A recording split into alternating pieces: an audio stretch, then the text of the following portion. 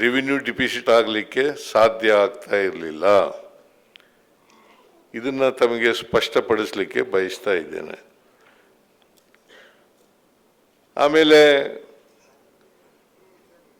ಕರ್ನಾಟಕದ GDP ಈ ವರ್ಷ 25-26ರಲ್ಲಿ ಬೆಳವಣಿಗೆ ದರ 8.1%.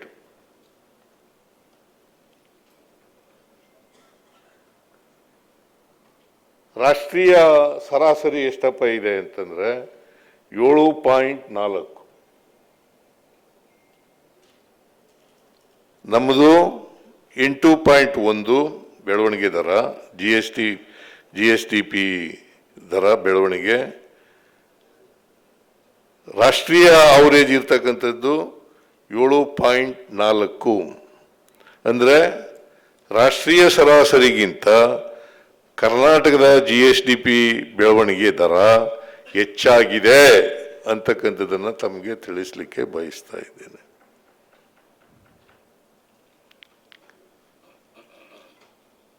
ನಮ್ಮ ಆಮೇಲೆ GST ಕಲೆಕ್ಷನ್ನಲ್ಲಿ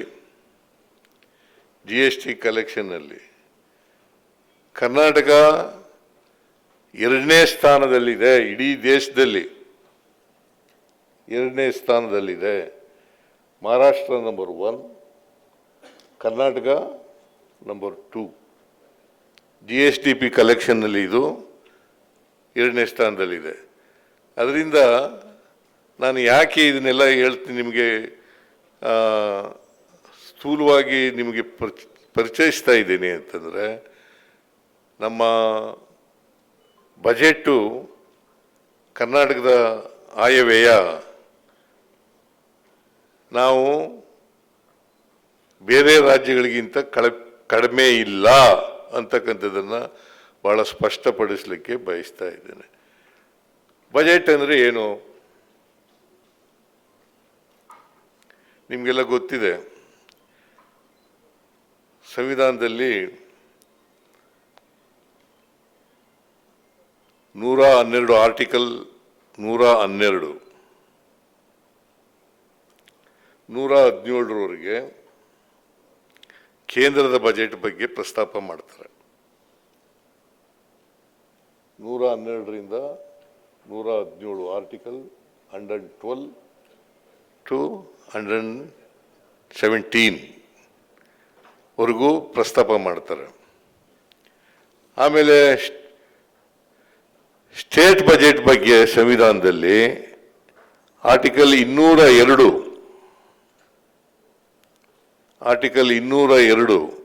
202ರಿಂದ 207ರವರೆಗೂ ಪ್ರಸ್ತಾಪ ಮಾಡ್ತಾರೆ. ಅಲ್ಲಿ ಪ್ರಸ್ತಾಪ ಮಾಡಿರ್ತಕ್ಕಂಥದ್ದು ಬಜೆಟ್ ಅಂತಂದ್ರೆ ವಾರ್ಷಿಕ ವಿತ್ತೀಯ ನಿರೂಪಣೆ ಪತ್ರ. ದಯಮಾಡಿ ತಿಳ್ಕೋಬೇಕು ಇದನ್ನು. ವಾರ್ಷಿಕ ವಿತ್ತೀಯ ನಿರೂಪಣೆ ಪತ್ರ ಅಂತ ವ್ಯಾಖ್ಯಾನ ಮಾಡಿದ್ದಾರೆ ಅಲ್ಲಿ. ಬಜೆಟ್ ಅಂತಂದ್ರೆ ನಾವು ಸರಳವಾಗಿ ಹೇಳಬೇಕು ಅಂತಂದ್ರೆ ಆಯ ಮತ್ತು ವ್ಯಯ,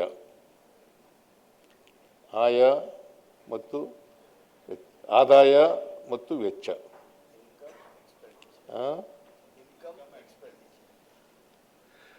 ರಿಸೀಟ್ಸ್ ಅಂಡ್ ಎಕ್ಸ್ಪೆಂಡಿಚರ್,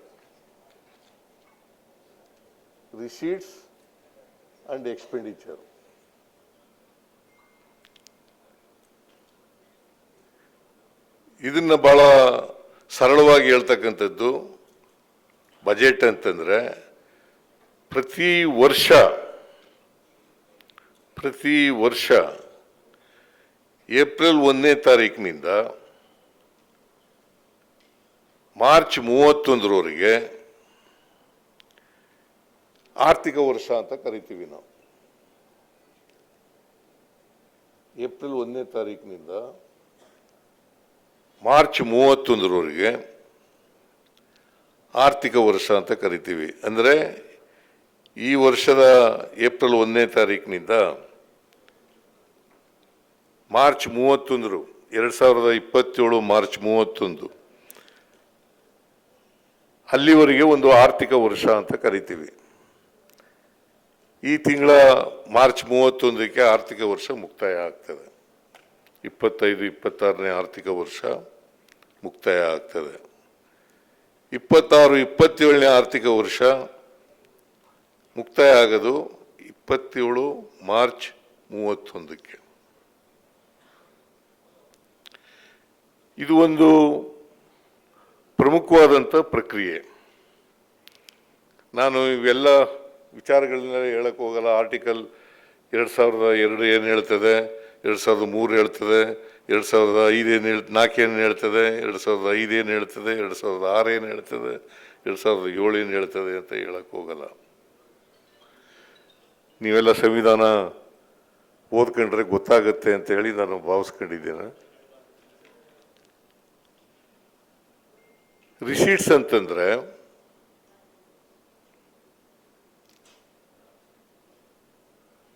ನಾವು ಹಾಕ್ತಕ್ಕಂಥ ತೆರಿಗೆನಲ್ಲಿ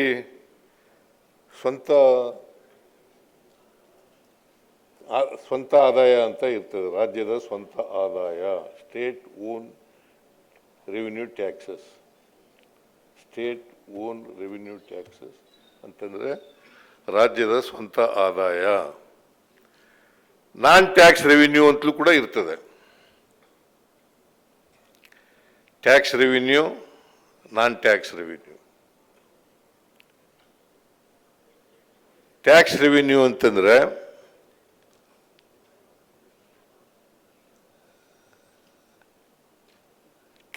ನಮ್ಮ ರಾಜ್ಯದಿಂದ ಬರ್ತಕ್ಕಂಥ commercial taxes, motor vehicles taxes, ಮತ್ತೆ